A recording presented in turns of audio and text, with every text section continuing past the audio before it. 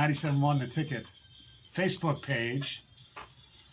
Evan, our webmaster here, shooting us. How you doing, Ev? How are you? Did see a picture of Jeff Lesson here in high school from the Jewish News. Is this From one? the Jewish News. That's his high school picture right there. That's Jeff. Not this one. Not that. That's not Lesson. Right there. That's not Lesson. That is Lesson. Oof. Oh. Wow, look at that. We had hair, man. Yeah, he did.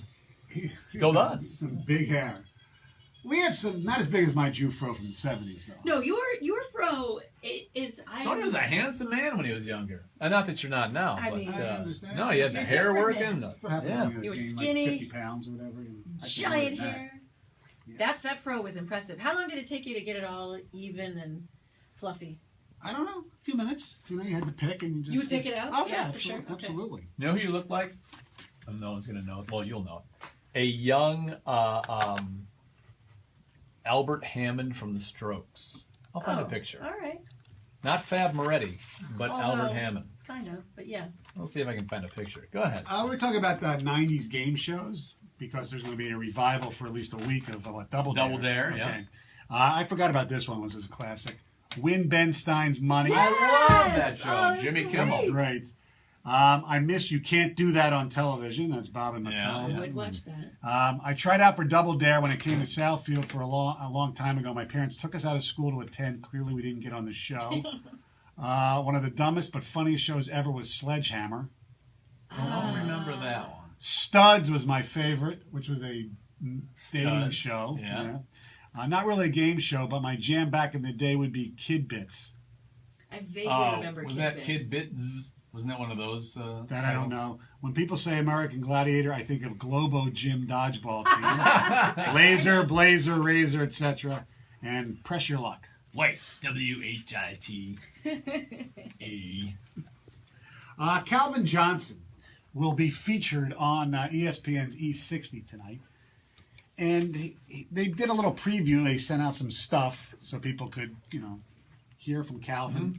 And some of the interesting stuff included things about his health. Here, Michael Smith, who unfortunately got the interview instead of Tony Ortiz, who's Calvin's personal friend.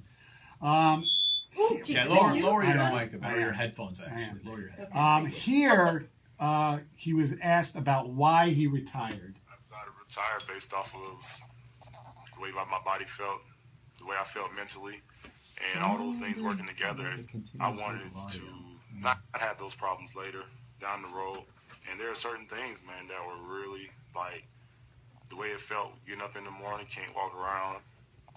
And here's some more about the pain he had to deal with. When you wake up in the morning, you can't walk. You're shuffling across the floor. I got to go through like a little routine when I wake up in the morning to get everything functioning and ready to go. But the only thing is everything just goes back to grid like so fast once you sit down because you go to work. And everybody's, all wrapped up in, the concussion deal that's going on in the NFL. Here, Michael Smith addressed the concussion issue with Calvin. Did you ever deal with concussion?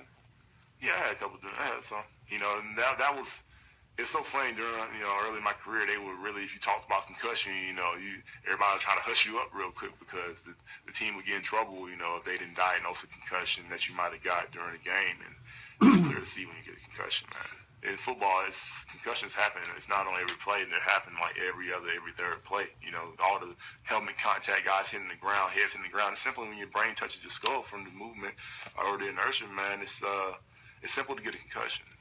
So he's saying basically that it's just get out there. Don't talk about it. Was there? Well, you remember when we interviewed Calvin every week, there was the one week where he talked about the concussion that he got. And the next thing you know, he had to release a statement basically clarifying things, and because the Lions got pissed at him for actually talking the truth to us. Yeah. He said that they kind of did the concussion protocol, Right. that they pretty much shoved him back out there. Right. Here he talks about the priority of player safety in the NFL. They work for the team, and I love them. They're some good people. They want to see you do good, but at the same time, they work for the team. They're trying to do whatever they can to get you back on the field and make the team look good. So if you're not going to make the team look good, or if you're not going to be on the field, then they're trying to do whatever they can to make that happen. All of the things he's saying too, just go to show you that we love watching it. We love the plays. We love the players. We love the uniform. We like everything to do with football. It's barbaric. It really is. And they are a commodity. Yeah. The players are a commodity. The average lifespan of an NFL player is at least 10 years less than the average man. It just is. And that's why the league should do a much better job of protecting their assets. But I think they do. I think they do a great job of protecting them. It's just that No, they by don't. the nature of the sport, No. you can only protect so much. Yeah, but if they did a better job, they wouldn't let them on the field frequently. that part, oh, yeah. And you Product could- and cash are king. right, Well, and that's it. players That's wouldn't it. have to feel embarrassed to, tell everybody about certain injuries, because they're afraid they're sit out because their jobs are going to be taken. I That's true. completely understand that. We're selfish. We love watching them play. They're great athletes, and everybody talks about all the money all the athletes making. Man, You don't know what they players go through. Football players deserve every They do. freaking penny. You don't understand. Especially since, unless you're great, they don't get guaranteed contracts that are worth a hill of beans unless you're a really good right. player. And we, You Jerome get that Bettis. signing bonus. They did a thing on Jerome Bettis' final season in the NFL.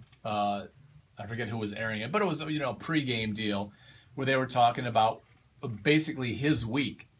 And after a Sunday game, Monday and Tuesday were literally only about getting ready for the next week. He didn't do anything but take baths, get massages, ice baths, get massages, do therapy, do everything he could just to be somewhat normal to where he would be able to practice on Wednesday.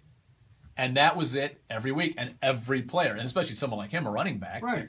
getting really abused. I mean, those guys go through hell every week. We get this. I've gotten to see a lot of stuff. Being in the media, you get exposed to a lot of the stuff what they have to go through. That's right, right, that's- Sarah. Is that a true statement or what? But that's not even half of the stuff that we don't get to see, even Oh, as yeah. media members, that these guys go through day in, day out, the pain getting up. But another thing that players have to deal with as far as is the pain of losing. And being a Detroit Lion, What's that like? you lose a lot. Here, Calvin suggests that maybe the losing in Honolulu Blue and Silver made it, I don't know, easier to retire. It would have been hard to play them.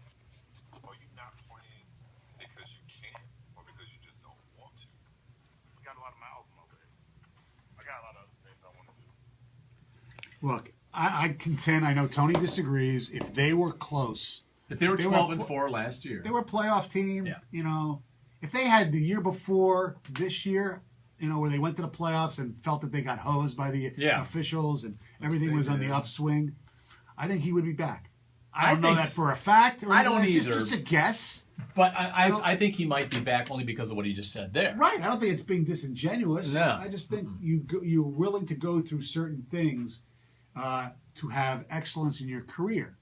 Calvin didn't seem to be completely driven by it for a Right. Super Bowl, but I just what he said, it would have been more difficult for him. Look, he still might have retired. I don't know. Because we have to, with the Lions, we always have to deal with the freaking hypotheticals. Oh, if they were Right. good someday. What if? All Yeah. right. 248-539-9797. So that airs tonight. Who knows? Maybe he would have come back. It sounds like he was insinuating that. It's just so freaking sad, and we've said it 30. 8,000 times. 30 years old. Yeah, well, him and Barry Sanders, the two best players, Two best in offensive most Lion fans' lifetimes, left and in their prime of their careers, and for reasons that who knows the percentages, but had something to do with the ineptitude of the franchise. Okay, I'm going to nitpick a bit. Yeah, I don't think Calvin was in the prime of his career. I think his prime already went by. he was okay. He wasn't maybe a top 2 receiver, but he's still he was still a great player. Yes, he's still the Okay. second greatest offensive player, and I'm sorry, better than Bobby Lane.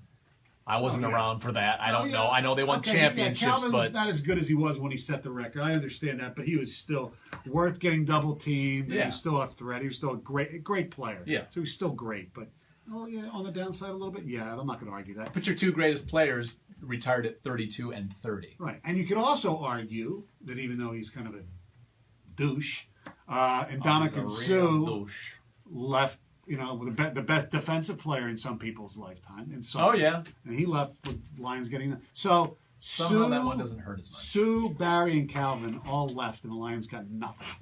Sue, though, left because there was money and he wanted to get out anyway. He wanted to get out. Yeah, but that Miami was not a winning team before. It's not a winning team now. And if they would have given him the same amount of money, he would have stayed. And he's also still playing. The other two retired. True. But point taken. So what does that say about the Lions then? Nothing we didn't already know. Right, you don't need to say anything else. Hopefully, since they have a new GM, a new owner, really, if you think about it. I mean, because we don't know what she probably had no input before. That maybe things will turn around. I really don't think so right away, but you never know. There's always hope. 248-539-9797. Stoney and Bill.